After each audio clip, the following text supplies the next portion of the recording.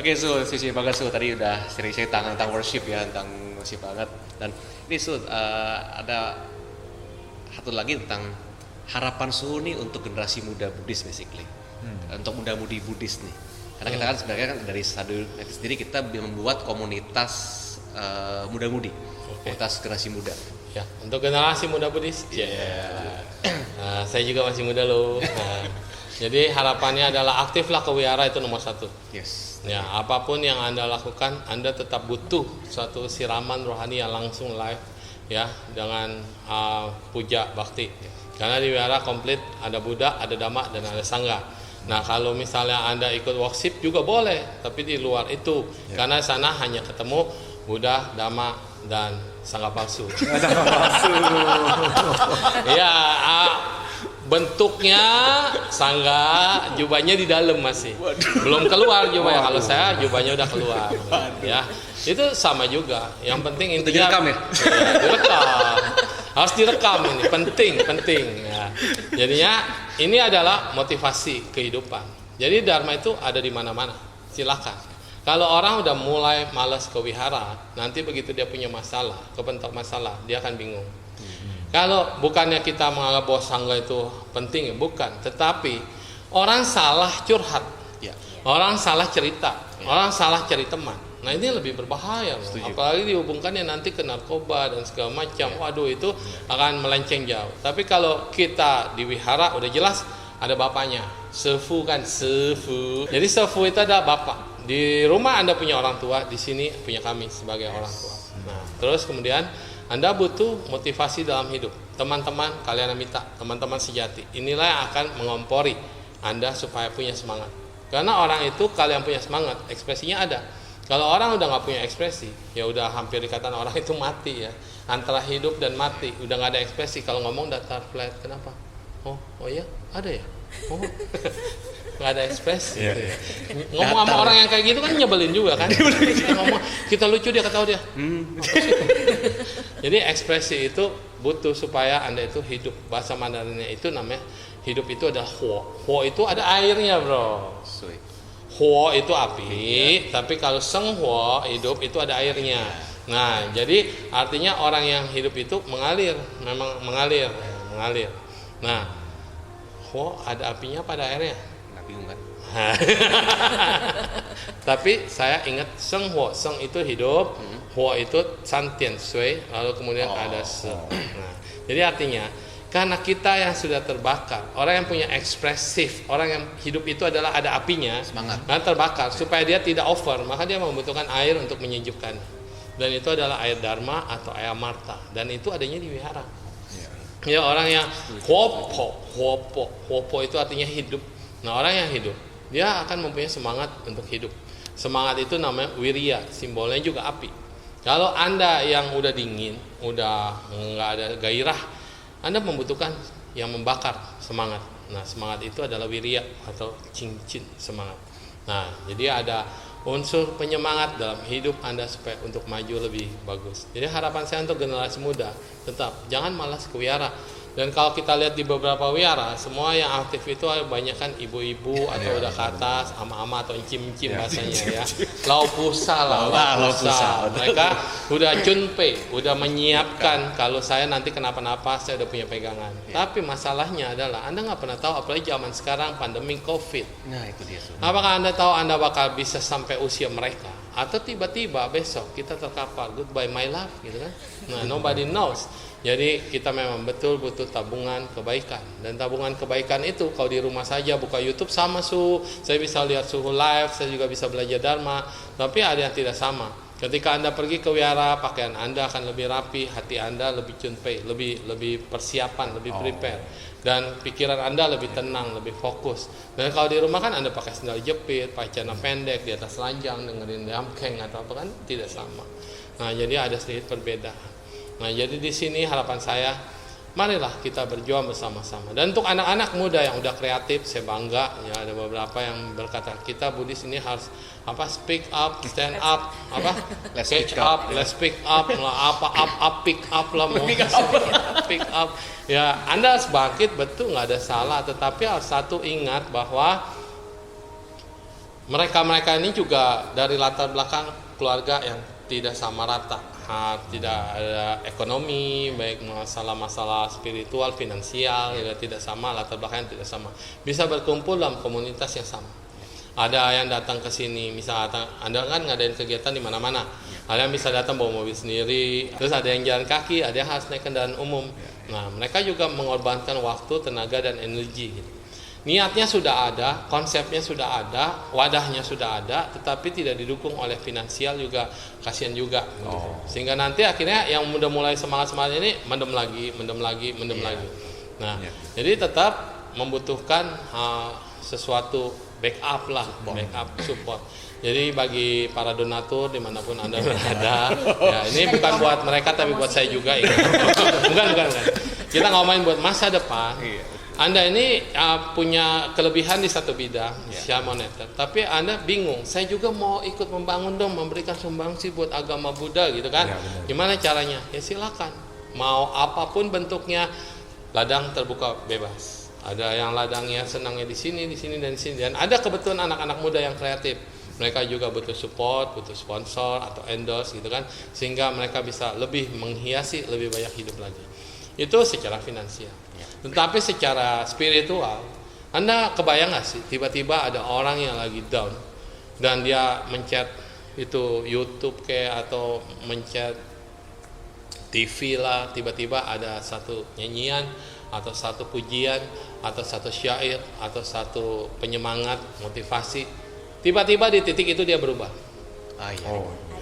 Terima kasih Tuhan, terima kasih Buddha, terima kasih Pusa yang memberikan jawabanku pada hari ini. Dan orang semacam itu ya, kalau dia mau bangkit, mau maju, dia kan bisa lebih maju daripada kita yang sudah terlena, bahasanya begitu. Jadi Anda nggak pernah tahu, someday somehow, apa sih yang udah kita karyakan ini kepake buat orang? Apakah karya kita ini akan sia-sia begitu saja? Setidaknya ada satu Iputi yang Mas Haitau itu bikin film kartun yang Buddhis tentang bodhisattva digambarin luar biasa sesuai dengan sutra, dan yang menggambar itu kreatornya semacam anak indigo gitu. Dia bisa memang melihat dunia yang semacam itu, tapi dilukiskan dengan komik, dengan versi komik.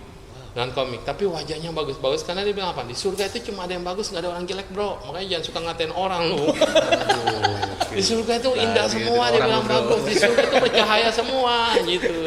Jadi jangan pernah menganggap remeh sesuatu kebaikan, dia bilang. Nah, saat itu dia mengabdikan dirinya karena dia punya skill di situ di pelukisan ya kan segala macam.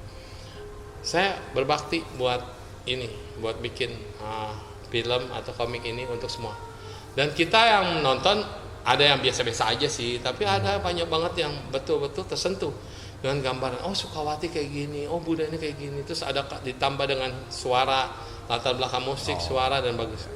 Dan satu tim mereka itu meninggal. Meninggal. Yang penyemangatnya, yang ininya berkaryanya, dia meninggal. Sebelum meninggal, dia sakit ya, namanya nggak langsung dadakan, dia sempat sakit dan langsung drop memang. Dan dia berkata, saya tidak pernah menyesal dalam setiap karya saya, karena saya berkarya betul-betul pakai hati. Apa yang saya cari selama ini, kalau bisa dicurahkan untuk yang lebih baik lagi, dan itulah yang saya kerjakan. Dan tanpa disengaja malah dia dapat income lebih banyak dari apa yang dia sudah curahkan. Dan ternyata dia bilang, ya kalau bahasa tetangga dibilang Tuhan tidak tuli, ya kan, Gusti Allah ora sare, ya kalau di Buddhis, perbuatan kebaikan apapun yang kamu tanam satu biji, dia tidak pernah kan balikin kamu satu biji.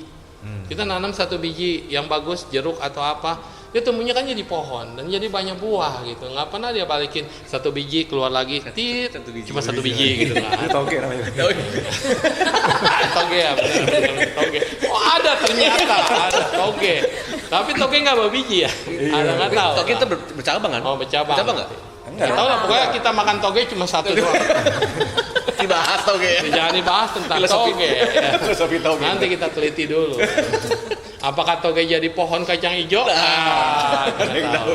Nanti yang dia pikirnya toge bener. Jadi artinya dia melakukan itu dengan hati dan sungguh-sungguh.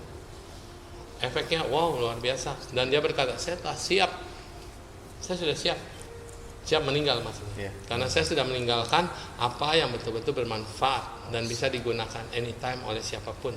Yang selama saya mengutarakan kebenaran, batin saya selalu bahagia. Gitu. Ya. Kita nggak butuh berapa banyak jempol, berapa banyak like, berapa banyak subscribe, tapi jangan lupa. Iya, jangan lupa itu adalah apresiasi. Betul. Dia bilang 1 jempol orang memberikan semangat dia untuk terus berkarya, ya kan? Tapi dia tidak mengharapkan itu. Yang dia harapkan adalah kebahagiaan, bukan di jempol yang kecil itu, tetapi kebahagiaan itu dipakai untuk mengubah hidup seseorang yang lebih besar dari jempol. Hidup kan lebih besar dari jempol, bro. Atau lonceng yang sebelahnya sih. Ting. Ting. Ya baiklah, itu harapan ke depannya untuk anak muda-mudi Buddhis dan para donatur mungkin yang tersentuh bahwa ingin memajukan agama Buddha. Caranya gimana? Dan ada satu, saya berpikir kepada umat Buddha ini, kita berpikir jauh lebih lebar dan lebih luas lagi. Luas gimana? Begini? Luas ya. Nah, lebih luas lagi. Artinya apa? Sekarang ini orang di mana-mana sedang menggaungkan toleransi. Iya. Kehidupan beragama, kehidupan kebersamaan, dan menggaungkan bahwa kita ini jangan terkotak-kotak lagi. Kalau mau menghancurkan mah gampang, udah umat Buddha dihancurin, ada Theravada, ada Mahayana, ada Tantrayana. Theravada pun ada yang Thailand, ada yang Indonesia, yang India belum masuk. Yang Sri Lanka juga belum ada di Indonesia. Yang Myanmar, ada Thailand pun ada banyak, ada yang di hutan, ada yang di kota, ada yang macam-macam lah. Ya, Mahayana juga ada banyak. Kita pada dasarnya 8 aliran, tapi sekarang lebih melebur lebih ke arah humanistic Buddhism. Nah, Mahayana juga ada banyak. Terus Mahayana pun ada terkotak-kotak lagi. Ada umatnya suhu siapa? Suhu benar. Jadi umat siapa gitu. Bukan umat Buddha nih gitu. Ini umat suhu A, ini suhu B, suhu C. Ya padahal kita ini semua umat Buddha ya. Terus yang tantra juga ada macam. Tantra yang sakti, tantra yang educated, tantra yang memang dia gimana. Ini umat Buddha udah ragamnya banyak. Kalau kita tidak bersatu, tidak solid, nah ini paling gampang dipecah belah. Setuju. Apalagi agama secara umum, kita udah terpecah-pecah. Akhirnya kayak kita saudara nih, kita mungkin bersaudara satu mama satu ibu, tapi gara-gara dia agamanya A, ini B, ini C, ini D, akhirnya kita punya komunitas sendiri, komunitas sendiri. Tiap hari pakai di rumah yang sama, ganti-gantian. Ketika komunitas ini datang, yang ini jelek-jelekin di belakang, yang ini bilang yang ini datang sama yang ini, akhirnya ngumpul bersama, ribut lu, berantem lu, benar nggak? Nah makanya kita bilang kalau ngumpul harusnya jadi lebih rame. Lihat kebunku penuh dengan bunga, ada yang merah dulu apa putih dulu? Putih dulu. Kan lupa dia. Ya pokoknya ada. Oh iya. Lanjutin. Ya pokoknya ada warna. Ada merah, ada putih, ada yang lain kan. Jadi bagus kan. Kalau satu taman kita lihat satu warna semua flat. Putih semua, ini di rumah duka.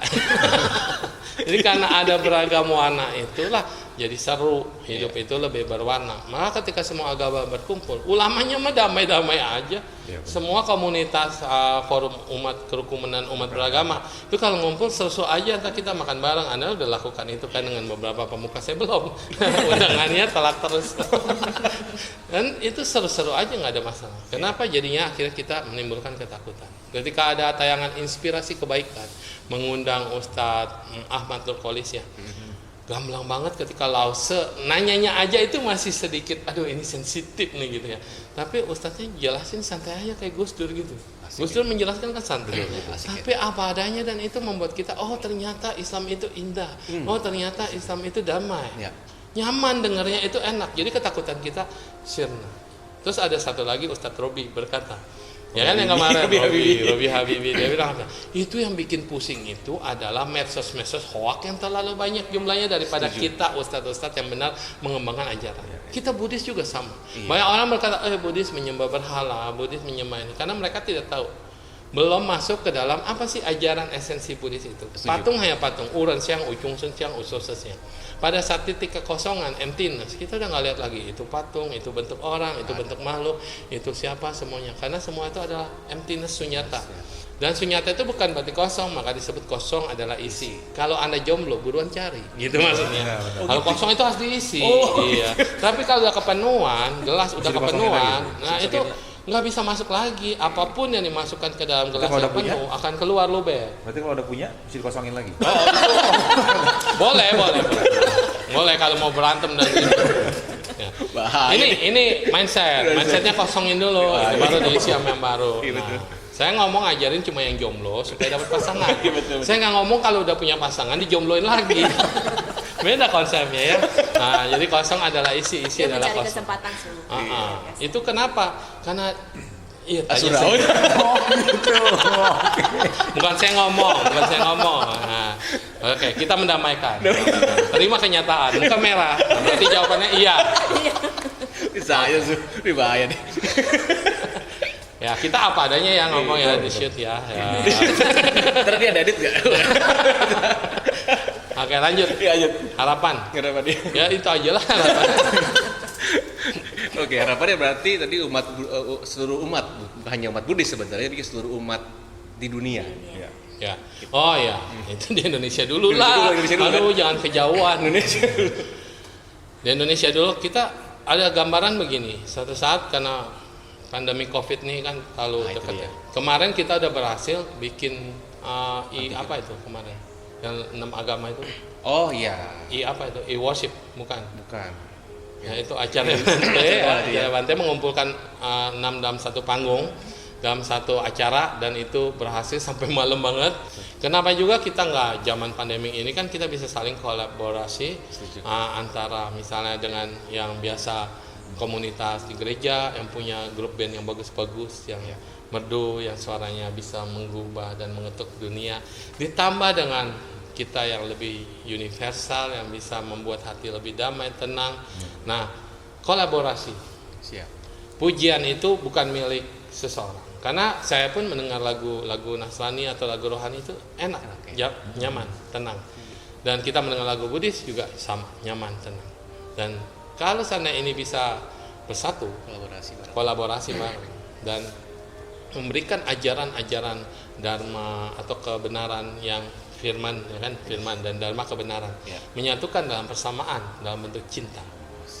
Kita nggak usah ngomongin tahu spiritual, ngomong dulu buat anak-anak gross bawah, anak SMA, SMP yang lagi mencari jati diri. Jati dirinya dia nggak tahu di mana. Awalnya galau, sampai akhirnya harus operasi plastik. Semua body remake. Body remake. Daripada body shaming kan. Jadi body remake ya. Dia membentuk jati diri dia, tapi tanpa disadari itu jadi orang lain kan. Nah, tengah-tengah kegalauan ini kembali kita merekatkan mereka dengan suasana yang berbeda, dengan suatu masukan-masukan input yang bisa membakar semangat orang lagi, mengajarkan kebenaran dan kebaikan untuk selalu bergabung bersama dalam cinta. Kenapa nggak bisa? Saya rasa bisa. Menarik ini ya. Boleh, nanti kita boleh. Karena kita ini kebanyakan bilang ini grupku, ini lingkunganku, itu sebaiknya supaya tidak mencari masalah, jangan saling bertemu. Padahal sebetulnya salah untuk mencairkan masalah. Aku tidak kenal kamu, kenapa? Karena saya tidak mengetahui siapa kamu. Tidak kenal maka tidak sayang. Kan kita harus berkenalan dulu, latar belakang segala macam, dan aku tahu apa yang kamu suka dan apa yang kamu tidak suka. Kalau aku tahu kamu sudah tidak suka apa, ya saya jangan ngomongin masalah ini. Tapi ketika saya tahu kamu sukanya apa, misalnya ini kan penyanyi, sukanya nyanyi, ya kita ngebahasnya tentang lagu aja, tentang sesuatu yang inspirasi, syair atau buku atau apa, lebih nyambung. Pasti. Kan begitu. Demikian juga dengan umat beragama. Kita udah pasti berbeda secara teoritis, landasan udah pasti tidak sama. Secara keyakinan pun ada yang melihat di sini, ada yang melihat di sana, ada yang melihat lebih besar lagi. Nah itu kan semua terbantu daripada kebijaksanaan. Maka Buddha mengatakan level kebijaksanaan tiap orang tidak sama. Kita tidak bisa menggunakan kebijaksanaan saya untuk berbicara kepada kebijaksanaan dia, nggak bisa. Tetapi ada jalinan yang nyambung di antara kita.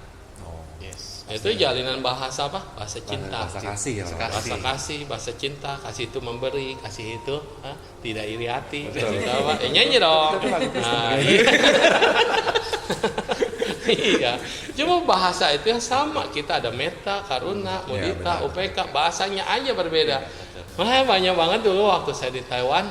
Kenapa orang Taiwan gampang banget belajar, orang belajar Buddhisnya mereka lebih maju daripada kita. Ya karena kitab sucinya bahasa Mandarin. Betul.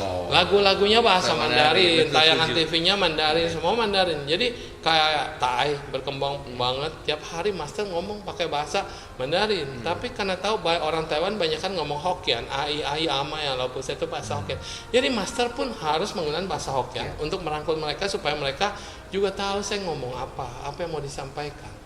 Ini Fang Pian Famen. Kemudahan ya. dan kemudahan ini harus bisa diwujudkan untuk merangkul keberagaman dan kebersamaan. Menurut saya harapan ke depan sih begitu. Nggak tahu ketinggian atau enggak ya. Nah, bisa disesuaikan lah. Sepeda aja ada yang mahal banget. Ya. Padahal naik sepeda goes gitu kan. Kalau mereknya itu kan sama kayak mobil harganya. Oke, so teman-teman, hari kita udah banyak belajar banget sama Su Neng Siu, bahwa kita juga sebagai umat Buddha, harapan Su adalah kita bisa bersatu, bukan hanya dari segi agama itu sendiri ya, Betul. tapi juga dari Humanity segala, ya. humanity, Humanis. budaya humanis itu, udah seperti ini yang kita harus bisa lakukan. Kedepannya kita akan mungkin kolaborasi lagi pada tempat Ini lain, ya. belum berbicara itu dari dia. bidang masing-masing.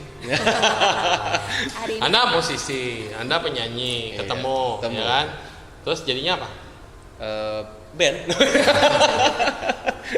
Jadinya band. Jadinya Ketemu sama Bro Emil, Worship. worship. Nah, Ketemu jadi sama Su, kita bikin podcast.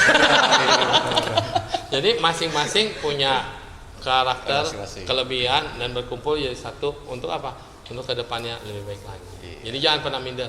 Saya nggak bisa nyanyi Su, nggak apa-apa, masih bisa jadi sopirnya, nyopirin, jemput supaya hemat di biaya. Nah, saya bisa bawa mobil Su, oke, silakan. Saya hanya cuma bisa semangatin Su, oke silakan. Saya cuma bisa penari Su, silakan. Saya cuma bisa latar, bagus. Saya cuma bisa bass, cuma bisa orkestra. Kalau tidak ada semuanya yang memainkan ya nggak jadilah orkestra.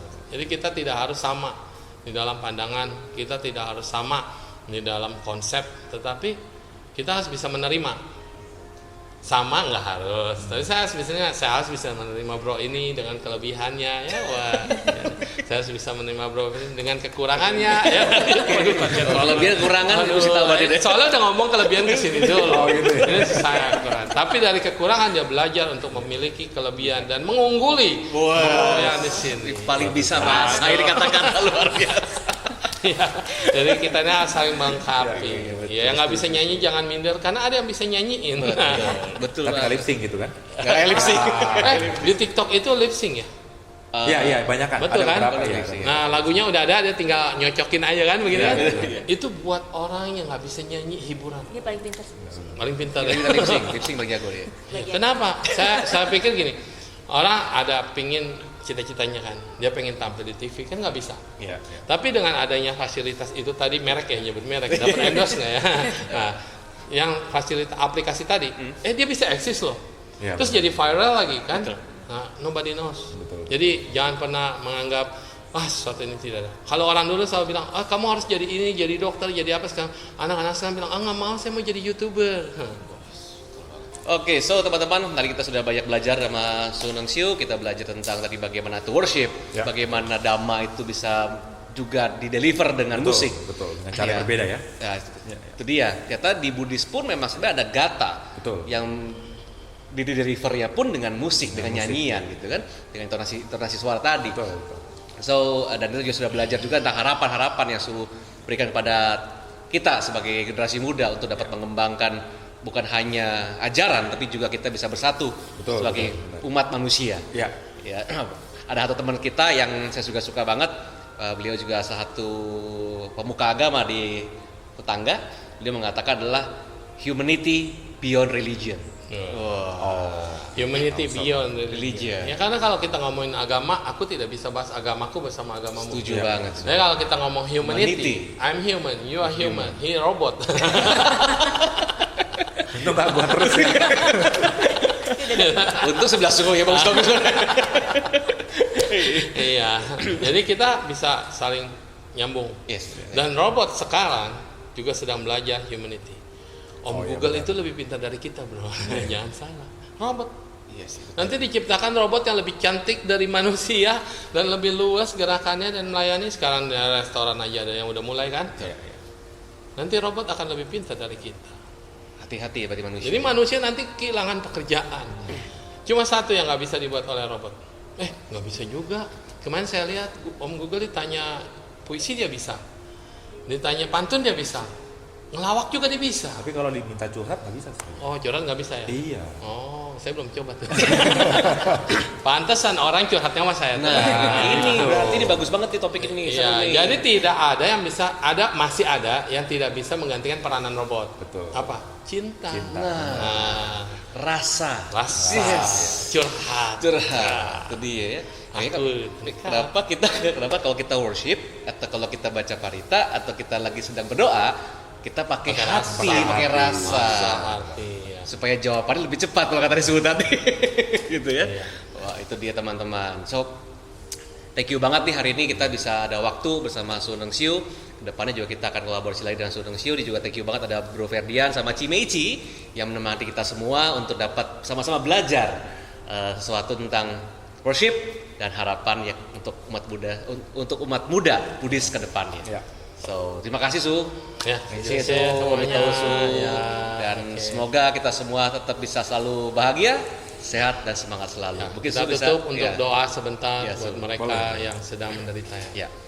Semua dan kebaikan dan semangat dari kami semua di sini bisa menular kepada mereka yang sedang putus harapan, kepada mereka yang sedang sakit semoga diberikan kesembuhan, kepada mereka yang sedang berjuang untuk naik kembali semoga bisa memberikan sedikit cahaya ke depan bagi hidup mereka. Semoga mereka yang ketakutan menjadi lebih damai, semoga mereka yang arogan, yang sering marah sekarang menjadi lebih teduh dan lebih tenang. Semoga semua makhluk yang meninggal maupun yang sudah terlahir duluan berbahagia. Semoga semuanya menemukan jalan cahaya kebebasan dan semoga semuanya menuju pantai seberang nirwana, kebahagiaan tertinggi. Tadiata Om, Gate para samgate bodhisoha. Semoga semua makhluk hidup berbahagia. Amitofo. Namo Buddhaya. Thank you semua. Sampai jumpa lagi di Sadut Podcast berikutnya. See you guys. Yeah.